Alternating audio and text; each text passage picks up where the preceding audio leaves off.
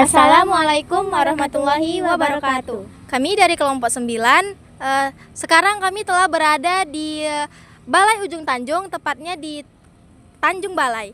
Saya Anissa Holi Tambunan, NPM 24530108. Saya Cindy Diva Aulia, NPM 24530099. Baiklah, jadi di sini kami akan mewawancarai tentang sejarah Balai Ujung Tanjung ini. Oke, mari kita.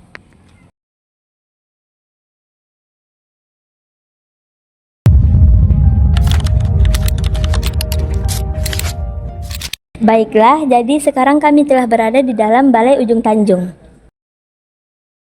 Baiklah, kami sekarang sudah bersama warga asli Tanjung Balai, yaitu dengan Abang Pak Rijal, dengan Abang Hafiz.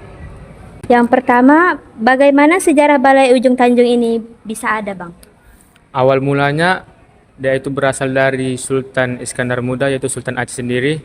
Dia sengaja membangun balai ini dikarenakan posisinya di dalam geografis itu sangat strategis, yaitu berada di dua muara, yaitu Sungai Asahan dan Sungai Silau, dan diperuntukkan untuk sebagai persinggahan dan peristirahatan para orang-orang kerajaan.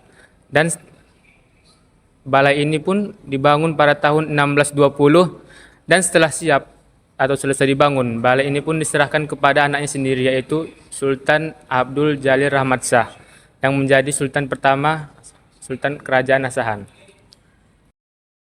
Siapa tokoh atau pihak yang berperan dalam pendirian ini, Pak? Tokoh yang berpihak dalam pendirian balai ini adalah Sultan Iskandar Muda, yaitu Sultan Aceh. Lalu setelah balai ini didirikan atau dibangun, diberikan kepada anaknya, itu adalah Sultan Abdul Jalil Rahman Shah. Kenapa lokasi Ujung Tanjung ini dipilih sebagai tempat balai ini? Dikarenakan lokasi ini kalau kita lihat secara geografis ya, lokasi ini sangat strategis karena dia berada di dua muara, yaitu di muara Sungai Asahan dan Sungai Silau, yang dimana lokasi ini menjadi tempat lewatnya atau melaluinya jalur perdagangan yang dimana orang dulu sering lakukan. Apa fungsi Balai Ujung Tanjung pada masa awal berdirinya, Bang? Fungsi dari Balai Ujung Tanjung ini dibangun ialah untuk sebagai tempat peristirahatan atau tempat persinggahan para raja-raja dan bangsawan. Selanjutnya, apakah balai ini pernah digunakan untuk kegiatan pemerintahan atau adat, Bang?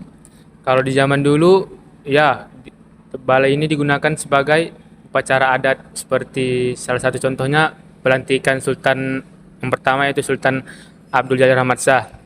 Dan untuk sekarang sudah jarang digunakan dikarenakan sudah difungsikan sebagai tempat bersejarah saja, dan cuman digunakan minimal setahun sekali palingan, yaitu pada ulang tahun Tanjung Balai. Selanjutnya, Bang, apa peran Balai Ujung Tanjung dalam kehidupan masyarakat Tanjung Balai dahulu? Perannya itu adalah untuk sebagai titik pertemuan pelintas sungai dan pelintas perdagangan, dan juga di sini adanya interaksi sosial dan ritual adat-adat lainnya. Apakah balai ini berkaitan dengan adat atau budaya Melayu, Bang? Ya, dikarenakan walaupun Sultan Iskandar sendiri berasal dari Aceh, dia membangun balai ini di wilayah orang-orang Melayu, jadi sangat berhubungan dan sangat kental dengan Melayunya sendiri. Apakah balai ini memiliki kaitan dengan sejarah perdagangan atau pelabuhan di Tanjung Balai, Bang? Ya, kalau untuk dari tempat geografisnya, sungai ini berhubungan dengan pelabuhan Tanjung Balai langsung.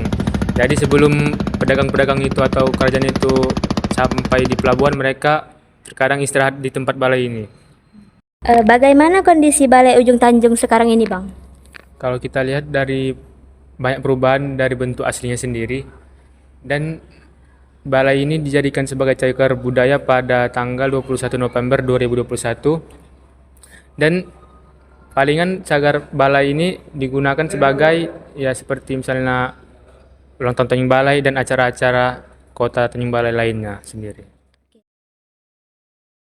Baik, Bang, jadi terima kasih ya, Bang, karena sudah menceritakan tentang sejarah Balai Ujung Tanjung ini. Oke, baiklah teman-teman. Mungkin itu saja yang bisa kami dapat penjelasan dari kedua abang-abang tadi yang aslinya orang Tanjung Balai. Sekian dari kami ucapkan. Wabillahi taufiq wal hidayah. Wassalamualaikum warahmatullahi wabarakatuh.